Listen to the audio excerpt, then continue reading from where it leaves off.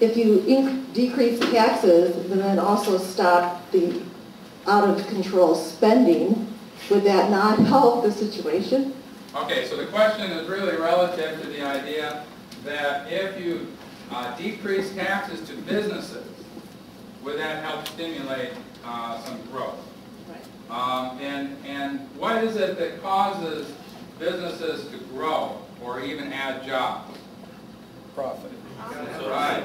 Expected future profits. Okay.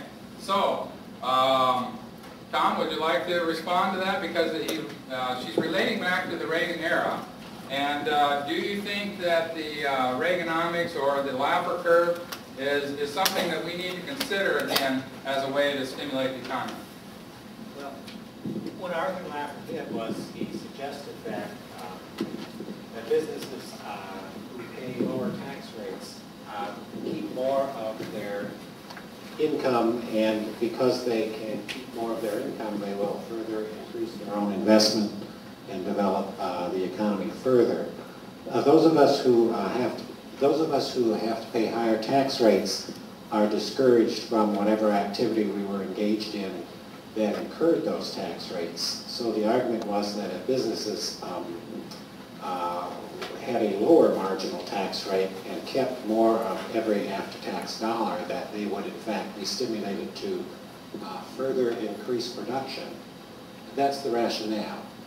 Do the numbers support that? You could get a debate on both sides of that.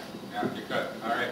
That's a good summary of what was being attempted during the philosophy of the Laffer curve. Now, if we look at cutting taxes, why is that significant? Well, what can the federal government do to encourage more jobs and growth by the small businesses? Well, one thing they can do is they can decrease interest rates. Well, I think we're pretty much there. Another thing that what they can do is they can possibly work with the Small Business Administration and guarantee more of those loans. Well, but we don't want to get ourselves into the situation with the housing market with our small businesses. So we want to be kind of careful there. So then the third thing that is left for the federal government is to look at the idea of cutting taxes. And so we're starting to hear that now, and I think that there is some discussion along those lines. Let's have another question. Let's go back. You had your hand up, sir. On your PowerPoint box here, it says buy American products. Can you define that? Products that are manufactured in the United States? Is it an American name or is it an American product? Ah, thank you for that clarification. So would you like to answer your own question? No, you go ahead. I just don't, I mean, it's a nice simple line, but living it is quite hard. Where's Bill? Here. There you are. Go ahead, Bill. Would you like to take a crack at that? Frankly, no. Things are so intertwined now. I just read some, I don't remember the name of the company, is going to put up a wind farm. They're buying the wind machines from China with stimulus money. You say, that's peculiar, but what fraction of the stimulus money is going to China? What fraction is staying in the United States, creating jobs, preparing and installing a wind farm? So we're at the point now where it's very difficult to do anything without importing materials. Imagine if you said, I'm going to put some stimulus money into a company that's going to provide free shoes to all the poor people in the United States, 10 pairs each. Where in the world would you get that many shoes in the United States, made in the United States? As far as I know, Redwood Shoe Company is the only one still making shoes in the United States. So we have lost the capacity and the capability to manufacture certain products. Shoes is just one that's familiar to this country.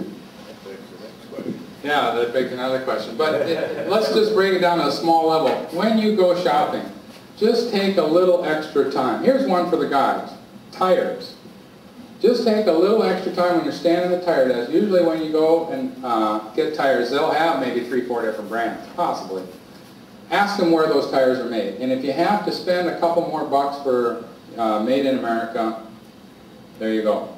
All right? Ladies, if you're shopping for clothes, and especially the more expensive ones, just take a little extra time. That's what we're suggesting there, because we do need to be concerned about the trade deficit. Is somebody shaking? Anybody got a comment there on the clothes thing? Not the clothes. Oh, okay. But relating to his question about where it was made, what about company Toyota has a factory in America, so is it American made or is it Japanese? Let me expand on that. I Okay. was looking at buying a car.